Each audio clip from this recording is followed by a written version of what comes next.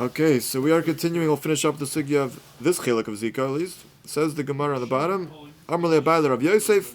Okay, so again, we're going to go back on this machlokas between Rav Huna and Rav Yehuda. The way it was quoted was Rav Huna Marav says, Shemers Yevamos 18b mutter be'ima, and this on Yezayim Amabez. Meaning, Ein Zikah, to aser the mother of the Shemers Yavam. But only, like we said, let's just review this, that only because she died. But if she didn't die yet, then of course, we're not going to let him get married to her mother. Also, Levatum, it says yevamah. It's an Isser Bittul Mitzvah. As opposed to Rav Yehuda, and we didn't quote who he's quoting, this is the point of this Gemara right now. Who is Rav Yehuda quoting? Rav Yehuda was the Talmud of Rav and Shmuel at different times. Who was he quoting? So, here it just says, Rav Yehuda said, Shemar Ziyam Shemesa also be'ima yesh Zikah. He's also a mother even though she died. So let's see this Gemara. 2 lines from the bottom on Yechesem and Alf. Amora Abayla Rav Yosef. Rav Yosef, Rav Yehuda, the Shmuel, the member of Rav Yehuda that says that Shemar Ziyam Shemesa also be'ima is also the mother. Where did he know that from? Shmuel. The Tanakh. We have a member of Shmuel that supports this. Shemar Ziyam Shakidish Ochi V'Sanchoisa. So you have all these type of setups, right? Shemeres Yavam, where the brother, who she's waiting on yibum for, does kedushin to her sister. Right? He wasn't supposed to, because he's causing bittul mitzvah. This for sure, but we don't know. He wasn't married to her initially, so don't go and do kedushin to her sister. He did.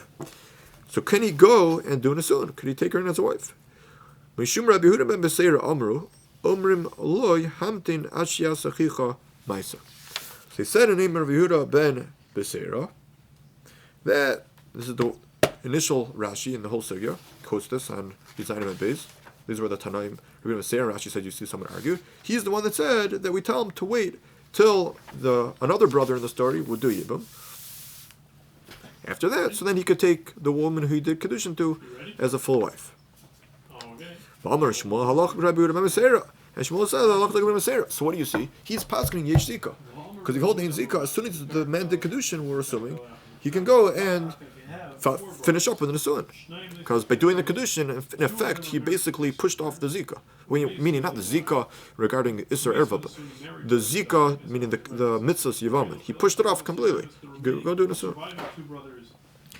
Amar lei. So this was Abai telling his Rabbi Rav Yosef that Rav Yehuda coming from Shmuel. So Rav Yosef responded to Abaye, De'i deravamai.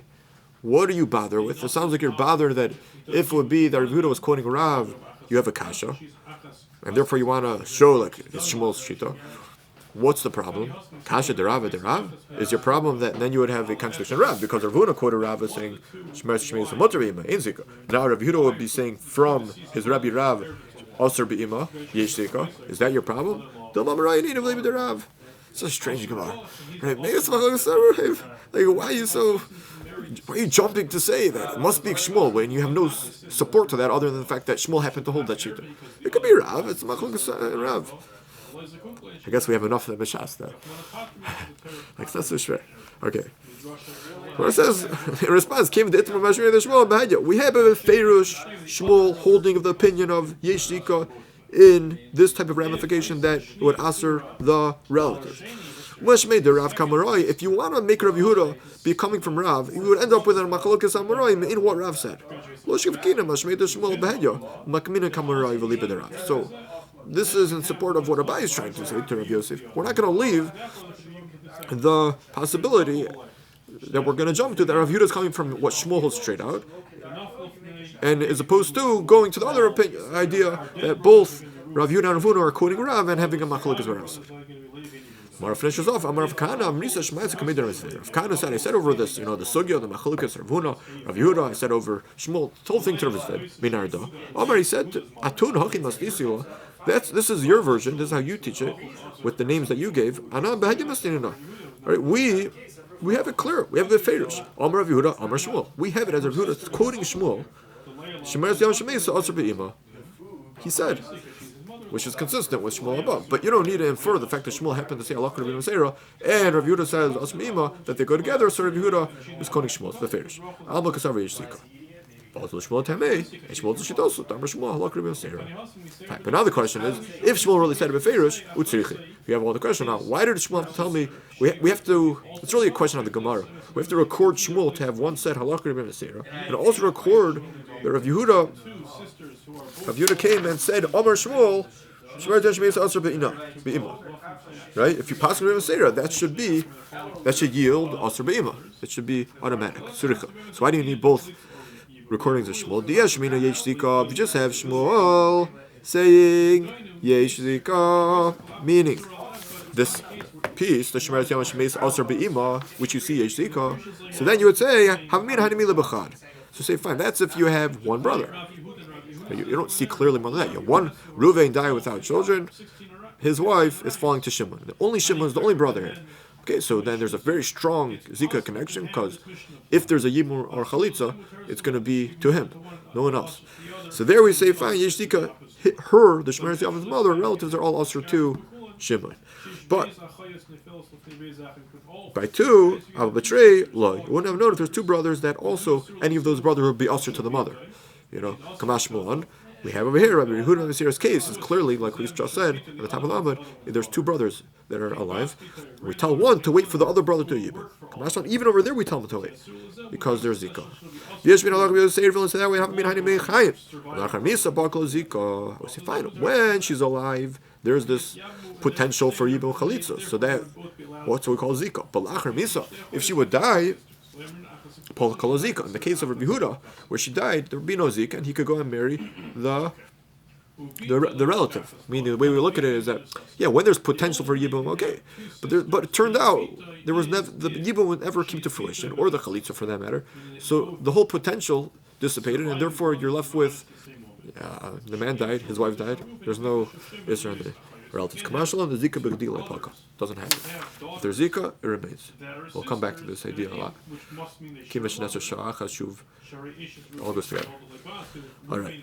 Now the next Mishnah actually is going to go on for till Chaf Amud Aleph to the Mishnah. This is the last hard part of the parak, and after that will be a really, really geshmak to the end of the parak, I believe. But it's also going to be much related to Zikah and connect, furthering the sugya of Achos Shelo Hayah. So the Mishnah continues with another case of Achos Shelo Hayah. When we came to this enough test, this machlokes tonight. Shnei achim u'meis echad mihem.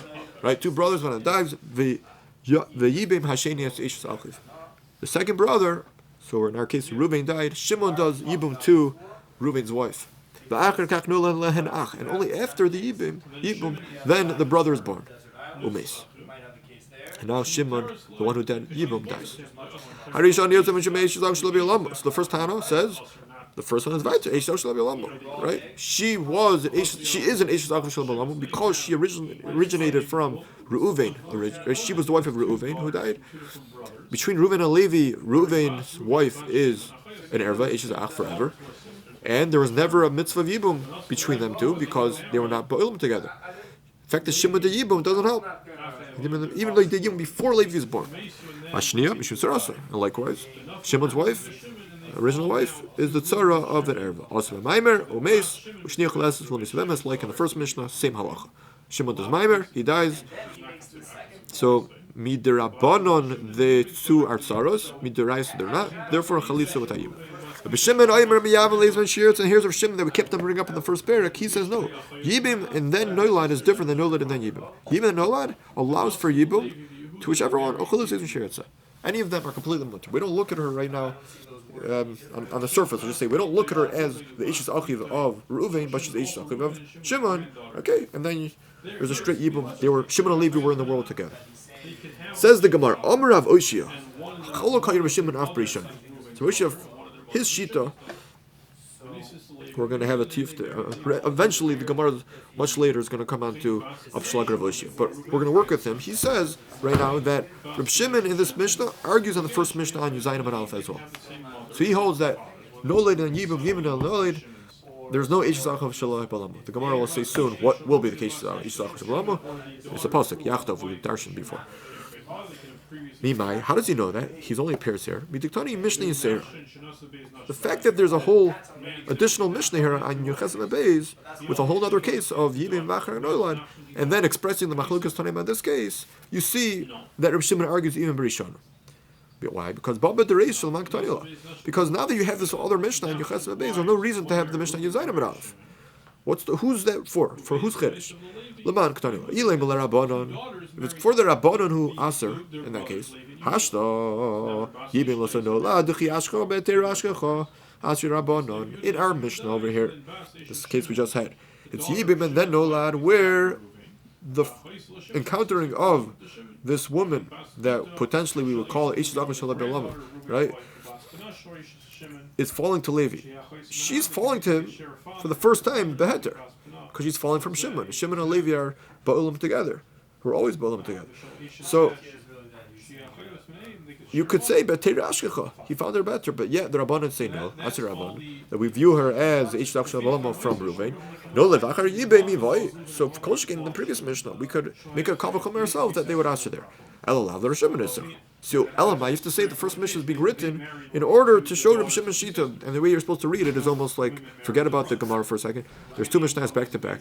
Here's one case, here's another case, and then the Tanakama says their Shita. Rabbi Shimon goes back to arguing both of them. Yav leaves with chalitzah, chulitz leaves with shiur. In both cases, he could do yibum chalitzah to either one. So the Amora says, Elolav Rabbi Shimon is Oraysa Chaburah Shimon. Really, that's why we're saying the ratio is for Rabbi Shimon, the same is for the Rabbanon. Really, we should have really expressed that straight out. That Rabbi Shimon in the first Mishnah comes to argue, and then it will be very clear at this point.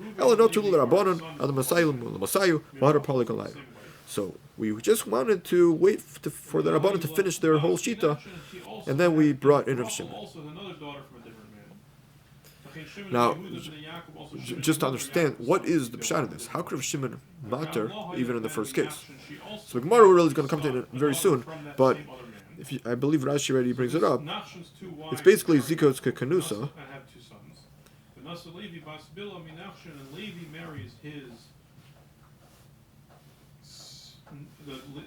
Rashi doesn't bring it yet. Fine, so we'll have to wait. But the idea is just to get a simple understanding is that the Zikah that was created when Reuven and Shimon were alive before Levi, right? And Reuven dies, and she's falling to Shimon. So now you have a Zikah between this woman and Shimon. That Zikah is so strong. We're talking Zikah, Yesh Zikah. This Zikah is so strong that it makes them either they're married, and it creates it as if it's a yibum v'achar nolad, if that makes any sense, right? It's almost like he did yibum. That Zikah's making that connection strong. Yeah, you have to do yibum. Go do. So there's no yibum done yet, but we look at it like that. So now when Levi's born, we look at her as the wife of Shimon. Shimon ends up dying with no children. Okay, so then you have two women falling from Shimon. So the Gemara says, if this is true, like Rav Oshia's attempt, so then Achos Shelo Hayah b'Yevamos that Rav Shimon hechem mishchachas lo. We don't want to see Rav Shimon argues on the whole Achos Shelo Hayah. It's drasha. Have you far? We didn't find on Daf Beis that there was any machlokes. So what would be the case? You would have to, in my setup, you would have to make a case where you don't have that existence of that Zikah kekanusa. So Amora says, Bechad Acha, one brother, Umis. So you have Reuven died. Now there's one brother there, Shimon. But then Shimon dies, V'nolalach, and only then Levi is born. Inami betray v'lo yibim v'lo mis. Or the simple case, Reuven and Shimon. Right? Reuven died, no children. She's waiting on yibum. Levi is born. Shimon still has not done yibum. We're not going to let Levi at that point to do yibum. That's Achos Shelo Hayah. Because she's not literally, Zikah is a kenusa, but she didn't do the yibum yet. So, Mona, do you want to look at Zikah kenusa? So she's married to Shimon. You can't let the Levi do yibum based on her yibum from Reuven. That's impossible. Right, so that's going to be where Shimon agreed. All right. Says the Gemara, Bishlama. How do we understand this? Bishlama, we understand in this last Mishnah, it makes a lot of sense. When she fell to yibum, to Levi, the first time even, she fell beheter from Shimon. Shimon was boiling with him. The previous Mishnah, my time. Where would this come from? How would we explain such a thing? Should be, they were not in the world together, Reuven and Levi. Kasavar yesh Zikah Zikah Knusa Damya. You're right. But the Zikah is so strong to Shimon, we look at them like they're married, and when Shimon eventually does the yibum, it basically solidifies that potential marriage that the Zikah held within it. And she was basically married to Shimon before Levi was born. Unbelievable shita. That's her Avoshi's Malach of Shimon. So the Gemara is going to discuss this for a while. First raya, Maskal Rav Yosef. How could you say such a thing? Hash to Zikah Maimer Basaf Galil Rav Shimon. Ike Knusa Dami Elavke Knusa Dami. Zikah Lechuda Mivai. So Rav Yosef, I'll show you that Rav Shimon, the same Rav Shimon, when you have Zikah together with Maimer, a stronger connection to that brother that the Zikah Maimer is with. He has a suffix. Do we look at it kiknusa? We look at it as if they're married. So he has a suffix there. Zikah by itself can't be more than that. Can't be vadai that you're not going to make completely mutter. She's not even a suffix erva. Samahi, where's this case? 3 brothers, 3 women, not related, right? No sisters. Reuven Shimon Levi. Reuven dies. Vaz b'sheni Maimer. Shimon does Maimer to his wife, Reuven's wife. Umeis Shimon dies. Hareilu choltzos v'lo misyamos. So Levi, we had this one time back, I think on Daf Tes or Ches. The Levi to both women does chalitzah. Even though, what's the problem? Like you would say, one of them is falling from Reuven, one's from Shimon. Midaraisa. But we say no, they do chalitzah and yibum. Shneimur meis echad mehem yevamah yavayela. Says in the past, if one brother dies, yibum is done. He does yibum. Mi she'aleha zikas yevamah. That means she's coming from one man. V'lo she'aleha zikas shnei yevam. Not if she's falling under 2 men. So in this case, midaraisa, she was falling from Reuven. Midarabanan, you have a maimer from Shimon. She's falling from Reuven and Shimon to Levi. And therefore, there's no yibum, but you can't pater without chalitzah because it's only midarabanan for the second man. So therefore, you have chalitzah. That's the Tanakh. Rabbi Shimon Aimer miyavin leads with shiur v'chulitz l'shniya. Rabbi Shimon says, no, look, midaraisa, both of them are okay for yibum, so he does yibum to either one. Okay, and the second you'll have to do chalitzah. Why? You can't do yibum to both. To Dilma yesh Zikah, maybe you should say there's Zikah making her as if she's married to Shimon. And then you have 2 women falling from the same man, and we have a rule, right? Rashi brings the bias echad bottom. We had on Daf Yud, I think, Yud Aleph, that only one bias, not 2 bottom. So you can't do yibum to both. If they're idach, so then okay, so do yibum to one and the other one's potter. No, the dolma in Zikah knus. We shouldn't look potentially at a Zikah as if she's married to Shimon. And now you have 1 woman for 1 man, 1 for the other man, and they both have a chiyuv yibum. That's the shita of Shimon. So what we're Dr. Rav Yosef on Rav Oshia, Alma Mesaf Galei. Now here you have a Zikah with a maimer to Shimon. He's still not sure if you should view them as if they're married, to make yibum to one and then pater the other one. Says the Gemara, maybe really, like, based on our Mishnah, really we would say Zikah is so strong that midaraisa, he would do yibum to one and pater the other because Zikah knusa, even without the maimer. But it's a din Rabbanon, Gzeira Mishum Shema Yom Beis Yevamos Bos Mishnei Potim Chada Miyam Avidach Miftara but V'Loklum. Rabbanon said that we're afraid that people are going to say, if you have 2 yevamos coming from 2 different bottom, that you could do such a thing. Do yibum to one, and right, 3 brothers, Reuven and Shimon die, right? Their wives are not related to each other. Okay, so then they're going to say Levi could do yibum to one, and then the other one is potter, because that's what it appears to be. Only a maimer Zikah was done in the case of Shimon in our case of Shimon. So it looks like one's coming from Reuven, one's coming from Shimon. So they're abundant. But the problem is, by the time there's Shimon, Maimer, V'lai Maimer. But we're going to prove right now that Rav Shimon is not because of the Zikah, it's because of the Maimer. It's going to go on for a while, so let's just stop here in the middle of Shaklatariya. Be'ezer Hashem, we'll pick up, we'll even review this last part. We'll pick up tomorrow.